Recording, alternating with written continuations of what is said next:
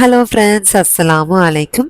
எங்கள் கார்டனில் கொஞ்சம் செடியெல்லாம் ஆட் பண்ணியிருக்கேன். அது என்னங்கிறத வாங்க பார்க்கலாம்.